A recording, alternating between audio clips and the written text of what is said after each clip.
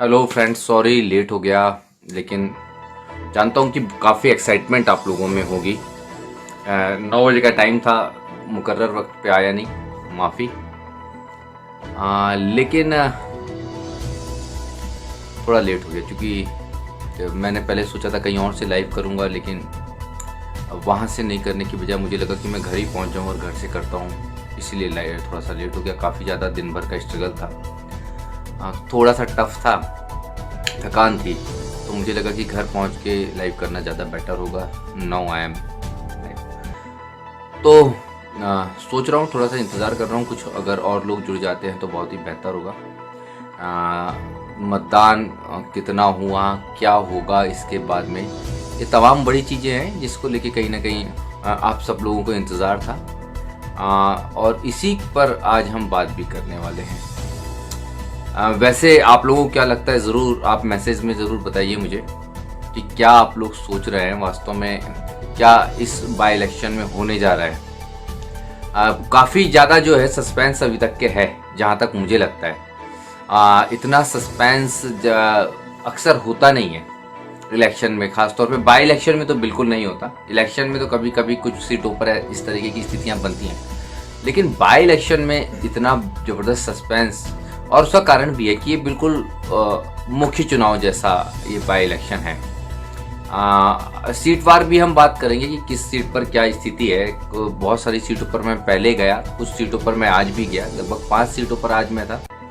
लेकिन अगर पहले की बात करते हैं, वोट यात्रा मैंने शुरू की थी तब से लेके अब तक के 23 से 24 सीटों का जो है मैं ग्राउंड पे जा चुका हूँ। और 24 सीटों पे जाने के बाद में एक बात बिल्कुल स्पष्ट थी, वो ये थी कि ये इलेक्शन एक अलग मोड का इलेक्शन है। ये इलेक्शन दो पार्टियों का इलेक्शन नहीं है। दो पार्टियों का इलेक्शन होता तो ये इलेक्शन जो है रूलिंग पार्टी के लिए बहुत आसान हो जाता, लेकिन रूलिंग पार्टी के लिए इलेक्शन इसलिए टफ हो गया कि सामने अपोजिशन में, जैसा कि अपोजिशन दावा कर रहा था, जैसा कि कांग्रेस दावा कर रही थी कि ये इलेक्शन जनता और बीजेपी का है, तो सही भी था। और शायद कांग्रेस इसलिए इस इलेक्शन को कहीं ना कहीं उस तरीके से मैनेज नहीं कर रही थी जिस तरीके से करना चाहिए। जनता के भरोसे कांग्रेस इलेक्शन लड़ रही थी, दिस इज अ फैक्ट। और शायद इसका थोड़ा नुकसान कांग्रेस को उठाना पड़े, जो बहुत अच्छी स्थिति में कांग्रेस हो सकती थी, उससे थोड़ा सा कहीं ना कहीं डाउन होगी कांग्रेस। तो उसका कारण शायद यही होगा, सिर्फ और सिर्फ ये कि कांग्रेस ने ये पूरा इलेक्शन सिर्फ और सिर्फ जनता के भरोसे लड़ लिया। लेकिन ये भी कहते हैं कि जनता अगर कुछ ठान ले तो उसको बदलना मुश्किल होता है। तो जनता इस मूड में भी बहुत सारी जगहों पर दिखी कि जनता ने लगभग ठान लिया है। तो ये दोनों चीजें हैं, बहुत महत्वपूर्ण है। लेकिन मैं बार बार कह रहा हूं कि कांग्रेस इससे बहुत अच्छा कर सकती थी। कांग्रेस के अटेम्प्ट्स में कहीं ना कहीं कुछ इस तरह तक की कमी इस पूरे इलेक्शन में रही है, और उसने कांग्रेस को कहीं ना कहीं एक स्ट्रगल की स्थिति में ला दिया, जो स्ट्रगल उसको नहीं करना पड़ता शायद 10 तारीख के बाद में, लेकिन अब करना पड़ेगा। पड़ सकता है नहीं, अब करना पड़ेगा। तो सबसे इंपॉर्टेंट बात शुरू करते हैं, सबसे ऊपर से टॉप से चलते हैं, ग्वालियर की बात करते हैं। ग्वालियर में आपने देखा होगा कि वोटिंग परसेंट बाकी जगहों की तुलना में बहुत कम है। 2 सीटों पे, हालांकि ग्वालियर में 3 सीटें हैं डबरा को मिलाकर, लेकिन जो जिसमें ग्वालियर शब्द जुड़ा है, ग्वालियर पूर्व और ग्वालियर की सीटें, वहां पर वोटिंग परसेंट बहुत कम है। पूरा खेल ही इस वोटिंग परसेंट का यहाँ पर हो जाएगा अगर हम बात करें तो। और यहीं से जो है ग्वालियर से तस्वीरों को अगर हम एनालिसिस करना शुरू करें तो ग्वालियर सबसे ज़्यादा आपको ये मुश्किल कहने में देगा कि कौन यहाँ जीतने जा रहा है। ग्वालियर ईस्ट की बात करते हैं। ग्वालियर ईस्ट में अगर हम बात करें तो लगभग मुकाबला बराबरी का है, जो मुझे लगता है। प्रॉपर ग्वालियर की बात करें या ग्वालियर में अगर हम उस चुनाव की बात करें जहां पर 2 बाहुबलियों का चुनाव कहा गया था जिसको, उस चुनाव में भी स्थितियां ऐसी है कि वहां पे शायद जिस पार्टी का रूलिंग पार्टी होती है वो शायद थोड़ा बेहतर तरीके से मैनेज कर पाती है, अपोजिशन उस तरीके से मैनेज नहीं कर पाता। तो ग्वालियर की एक सीट बराबरी का मुकाबला, ग्वालियर की दूसरी सीट जहां पर थोड़ी बेहतर स्थिति बीजेपी की हो सकती है, और ग्वालियर की तीसरी सीट डबरा, जहां वोटिंग परसेंट थोड़ा और राइज कर गया। और जैसे ही वोटिंग परसेंट जहां जहां राइज करने वाला है, वहां पर रूलिंग पार्टी को हमेशा ट्रेंड यही रहा है कि मुश्किलें होती है, तो यहाँ पर उसको मुश्किल हो सकती है। तो ग्वालियर की 3 सीटों में मुकाबला बिल्कुल बराबरी का है। यानी यहाँ पर बिल्कुल एक एक सीटें कांग्रेस और बीजेपी के पक्ष में दिखती है और एक सीट बराबरी का मुकाबला है। जो जीतेगा वो यहाँ पर लीड कर लेगा। थोड़ा और नीचे आते हैं, मुरैना की बात करते हैं तो यहाँ थोड़ा सा हैप्पी सा फील कर सकते हैं अपोजिशन वाले, क्योंकि यहाँ वो कभी कभी बोलते हैं ना जनता ठान के बैठी है, तो मुरैना की 5 में से 4 सीटों पर जनता लगभग ठान के बैठी है वाला मूड है। और ये मूड जो है आपको बताएं कि कहीं ना कहीं ये बताता है कि अगर इस मूड ने पूरे प्रदेश में मूड बना लिया या ये वाइड एंगल मूड हो गया, तो फिर साफ तौर पे कहीं ना कहीं जो है सरकार की मुश्किलें बढ़ती है। जो ट्रेंड रहा है वो साफ तौर पे कहता है, और वोटिंग परसेंट कहीं ना कहीं इस तरफ इशारा कर रहा है। तो भिंड में भी मुझे लगता है कि 3 सीटों पर अपोजिशन के लिए बहुत आसानी है, रूलिंग पार्टी के लिए किसी भी सीट पे आसानी नहीं है। तो यहाँ से मुरैना में 3 सीटों पे अपोजिशन को आसानी दिख रही है, रूलिंग पार्टी के लिए थोड़ी सी मेहनत दिख रही है, यहाँ पर थोड़ा स्ट्रगल दिख रहा है। तो जैसे ही ग्वालियर और मुरैना को जोड़ते हैं, ग्वालियर और मुरैना जुड़ने के बाद साफ तौर पे जो है फिर यहाँ पर अपोजिशन बेहतर स्थिति में नजर आने लगता है। ये अगर हम देखें, क्योंकि अभी 3 ग्वालियर प्लस 5 मुरैना 8 में से जो एक बेहतर स्थितियां जहां है वो 4 सीटों पे लगभग जो है अपोजिशन की बेहतर है, 1 सीट पे रूलिंग पार्टी की बेहतर है, और कुछ यानी कि बची हुई 5 के बाद 2 जो सीटें हैं 3 जो सीटें हैं उस पर अभी कुछ कहने की स्थिति बहुत ज़्यादा है नहीं। थोड़ा बहुत 1 सीट पे बीएसपी की भी लॉटरी लग सकती है, बहुत कठिन है हालांकि, लेकिन वो भी कहीं ना कहीं 1 सीट पर मुकाबले में है। ऐसे हो गई अब 8 सीटें। उसके बाद अगर हम आते हैं तो भिंड की तरफ और उसके नीचे की तरफ अगर ग्वालियर चंबल की बची हुई सीटों की बात करते हैं, करैरा बहुत शॉकिंग सीट है। यहाँ पे जो है आपको बहुत ही चौंकाने वाले परिणाम मिलने वाले हैं, क्योंकि जो व्यक्ति बहुत ज़्यादा कंट्रोवर्सी में रहा अगर वो यहाँ पर जीतता है तो आप समझ सकते हैं कि यहाँ क्या परिस्थिति हो सकती है। फुल सिंह बरैया के साथ ये स्थिति यहाँ पर हो सकती है। तो यहाँ पर भी थोड़ा सा मुझे लगता है कि इस तरीके का बेटर टाइप का कुछ रिजल्ट मिल सकता है। उसके नीचे की अगर हम बात करते हैं, उसके नीचे की तरफ अगर हम और आते हैं तो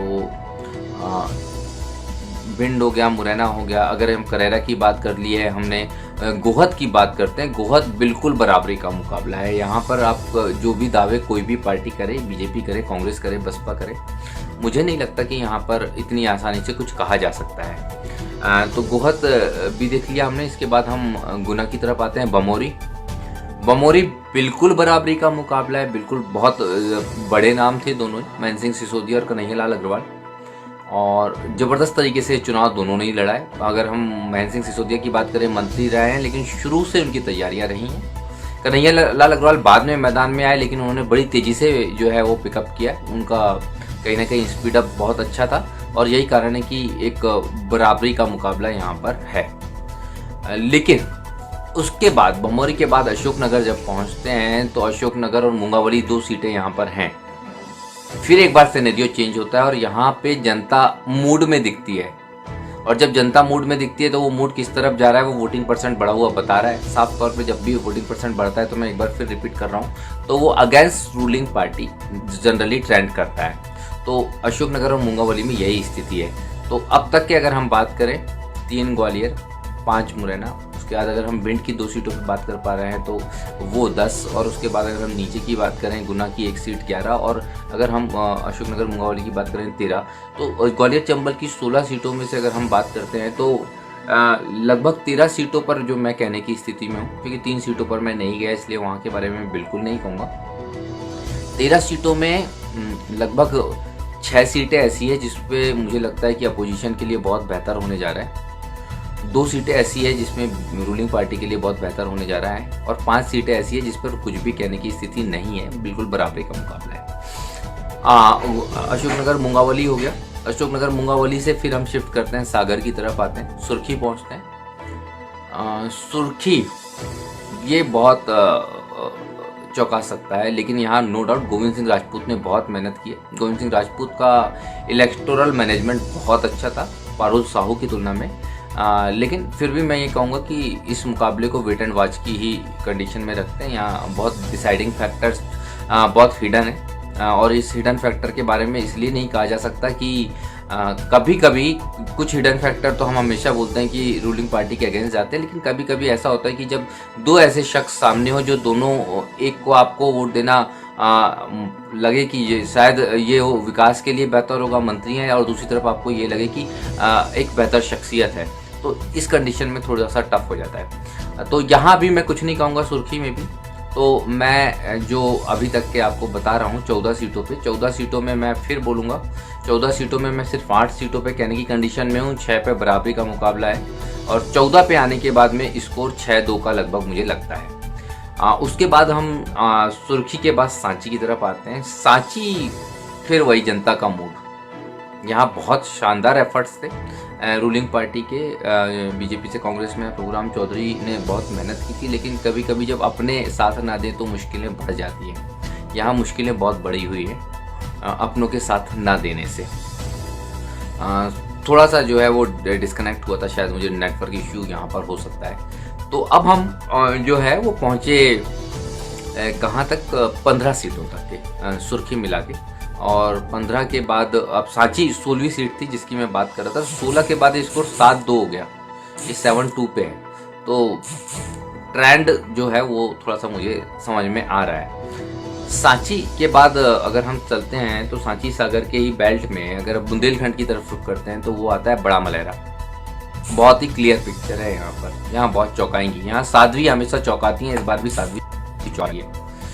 तो ये बड़ा गजब का, यहाँ जनता ने बड़ा अजीब सा सोचा है, या यहाँ पर भी जनता ने ठान लिया है, और कुछ जगह पे जनता ने इस तरीके से ठाना है कि वहाँ पर फिर कोई भी मेहनत रंग नहीं लाती, कोई भी मैनेजमेंट रंग नहीं लाता। तो ये भी बड़ा मलेरा जो है वो अब अपोजिशन के स्कोर को और बढ़ा देता है, 8 कर देता है। 18 में से अगर अब मैं बात करूँ तो 8-2, और बाकी की 8 पे कुछ नहीं कह सकते जहाँ मैं गया हूँ। मंदाता की तरफ चलते हैं, अब एकदम दूसरे डायरेक्शन में जाने की कोशिश करते हैं। हम अब चलते हैं वेस्ट की तरफ, यानी कि खंडवा और बुरहानपुर की सीटें, मंदाता और नेपानगर। यहाँ पर नेपानगर थोड़ा सा टफ टू से है, यहाँ पे बराबरी का मुकाबला है, तो उस बारे में कहना थोड़ा सा मुश्किल है, लेकिन मंदाता भी लगभग क्लियर है। लेकिन यहाँ पर जनता के मूड की बात नहीं करूँगा, यहाँ पे थोड़ा सा कैंडिडेट को क्रेडिट जाएगा अपोजिशन के। अगर अपोजिशन को एक बेहतर रिजल्ट मिलता है तो ये एक ऐसी सीट है जहाँ पर कैंडिडेट का एफर्ट साफ तौर पे दिखता है। तो 26 में से हमने 21 की बात की, और 21 में से जो मुझे थोड़ा सा क्लियर पिक्चर दिखता है वो 12 सीटों पर दिखता है। तो 12 सीटों पे, या मैं 13 सीटों पे भी कह दूँ, थोड़ा सा बढ़ाने की कोशिश करूँ रूलिंग के फेवर में, तो रूलिंग के फेवर में मुझे मैक्सिमम यहाँ पर जो 13 क्लियर सीटें मुझे लगती है, जिन 22-23 सीटों पे मैं गया हूँ उनमें से 23 में से 13 पे पिक्चर क्लियर लगता है। 13 वैसे मैं 12 ही कहूँगा, 12 पे पिक्चर क्लियर लगता है। तो भी जो स्कोर है वो 9-3 ही होता है। बहुत मुश्किल से अगर मैं रूलिंग को बढ़ाने की कोशिश करूँ तो 3 पर ही पहुँचती है, लेकिन 8 और 9 पर बहुत कंफर्टेबली अपोजिशन बेहतर स्थिति में दिखता है। क्या होगा, क्या ये कोई एग्जिट पोल नहीं है, एक सिंपल ग्राउंड एनालिसिस है जो मुझे लोगों से बात हुई, जनता ने जैसा किया तो उस ट्रेंड के हिसाब से कमाल किया है एक सिंगल मैन आर्मी ने बहुत सारे लोगों के सामने, ये बहुत स्पष्ट रूप से मुझे लगता है। और जब हम इतना बड़ा मेजर डिफरेंस इन चीज़ों में देखते हैं तो एक ट्रेंड सेट सा दिखता है। तो बराबरी के मुकाबले में जिस तरफ ट्रेंड सेट होता है उस तरफ ज़्यादा झुकाव होता है। तो अगर मैं अपने बाकी की अगर 13 सीटों पे बोल पा रहा हूँ और 13 पे नहीं बोल पा रहा हूँ तो मुझे लगता है कि लेकिन जहाँ ट्रेंड सेट हो रहा है उस तरफ ज़्यादा जाएगा, लेकिन कुछ ऐसा भी होगा जो रूलिंग पार्टी की तरफ भी जाएगा। लेकिन ये जो तमाम चीज़ें हैं वो मुझे लगती है कि ओवरऑल कंक्लूजन जो जाएगा वो बहुत मुश्किल स्थिति मध्य प्रदेश में पैदा भी कर सकता है। मध्य प्रदेश आज नहीं तो कल, या आज से 3 महीने बाद, या आज से 4 महीने बाद, या आज से 5 महीने बाद मिड टर्म की कंडीशन में भी जा सकता है, जिस तरीके की परिस्थितियां इस नंबर गेम में होने वाली है।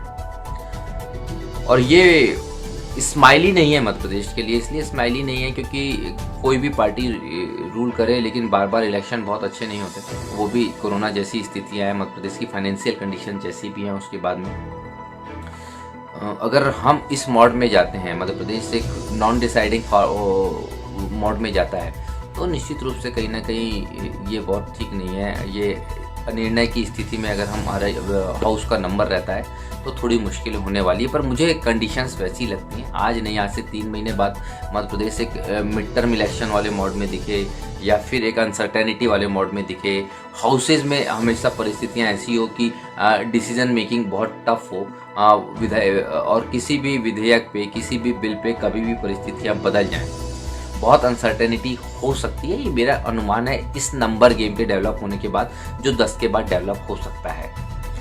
फिर भी मैं ये कहूँगा आपके सबके अपने अपने अनुमान होंगे। उम्मीद यही कर रहा हूँ कि आप लोगों के अनुमान है वो ज़रूर मुझे रिप्लाई करें। बस यही था। बहुत सारे लोगों के टेलीफोन कॉल्स आ रहे थे, मैं इतने सारे कॉल्स एक साथ पिक नहीं कर पा रहा था, तो सॉरी टू से देम। और इसीलिए मैंने कहा कि मुझे लगता है कि फेसबुक पे एक साथ आऊँगा तो शायद ज़्यादा बड़ी संख्या में आप लोग मुझे देख पाएंगे। लेकिन मेरा यही कहना है कि जनता का मन प्रबंधन पर हावी है, और जनता का मन अगर प्रबंधन पर हावी होता है तो आप समझ सकते हैं बेहतर प्रबंधन किसका है, और उसके अगेंस्ट में जनता का मन है तो जनता का मन किसके साथ है। इतना ही कहूँगा, यही मेरा कंक्लूजन है। लेकिन ये जनता का मन किस ताकत से साथ में है, इस पर थोड़े से डाउट तब हो जाते हैं जब आप जनता के भरोसे हो जाते हैं। वैसे ही जो है रूलिंग पार्टीज और नेता यही कहते हैं मतदाताओं को कि वही हमारा भगवान है।